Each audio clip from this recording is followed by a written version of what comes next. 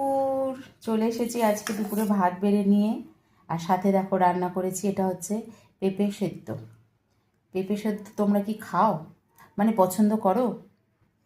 আর একটা দারুণ, এইটা বোঝা যাচ্ছে কি, দেখো আমি বলে দিচ্ছি, এটার মধ্যে আছে উচ্ছে, বেগুন, আলু সব দিয়ে একটা চচ্চড়ি, জানো? এই চচ্চড়িটা আমরা ঘরে ভীষণ ভালো খাই, ও ভালো খায়, আমিও ভালো খাই, তাই বেশ খানিকটা করে নিয়েছি, বেশি করে। দেখো এই যে এরকম বানিয়েছি, এই যে আলু, বেগুন, উচ্ছে দিয়ে চচ্চড়ি। তবে হ্যাঁ, বড়িটা কিন্তু মিস, বড়ি ছিল না আজকে। আর বানিয়েছি ডিম কষা। কি ছোট দেখো ডিমগুলো, পোষায় বলো তো?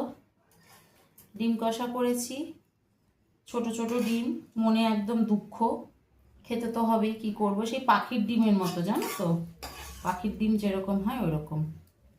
যাই হোক, এতেই আমাদের খুশি থাকতে হবে। তোমরা বলো আজকের আমার এই যে আয়োজন কেমন হয়েছে, কেমন? এই দেখো ডিম কষা করেছি, আজকের এই আয়োজন দুপুরবেলা। ছোট্ট করে কমেন্ট করে জানিয়ে যে কেমন লাগলো।